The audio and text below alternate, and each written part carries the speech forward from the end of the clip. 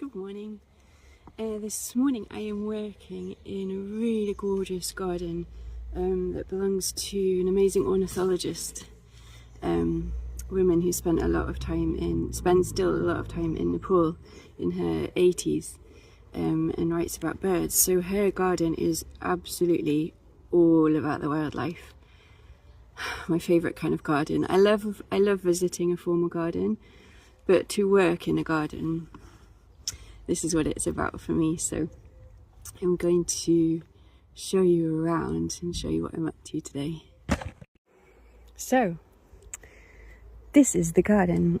It's a funny time of year, August.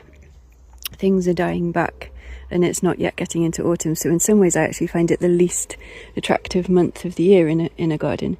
And when you look at this, you might think, if you're not used to wildlife gardens, you might think, oh.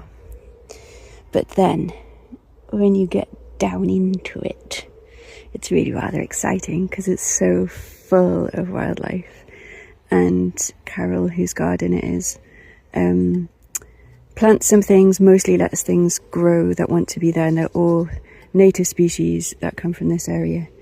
So I'm not going to give you a detailed walk around today, but just a quick one, show you what I'm up to.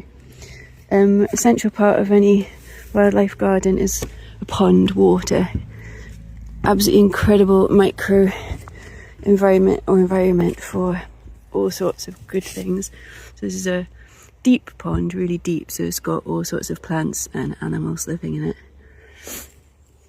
So I've been just cutting back some of the native geraniums around the pond so it doesn't get too full of plant and no water. And then I'm also cutting back some, can't remember what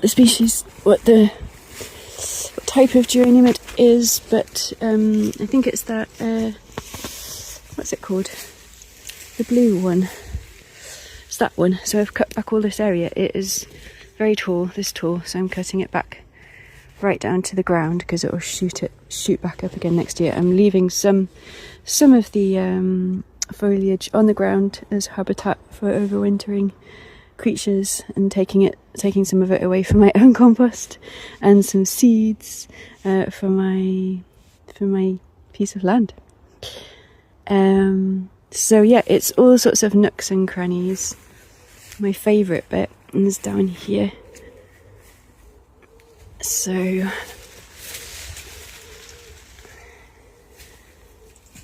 this is really a forest garden. This is what a forest garden looks like. So you've got your canopy, your tall trees.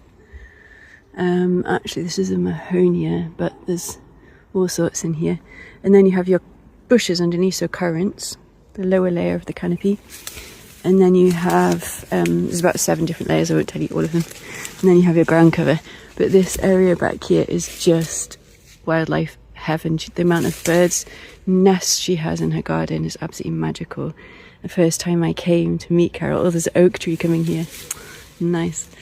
The first time I met Carol, before I even knocked on the door, I heard this very loud cheeping, and it was a baby black cat which had fallen out of his nest. So our first meeting was reuniting the black cat with its nest, which is pretty awesome.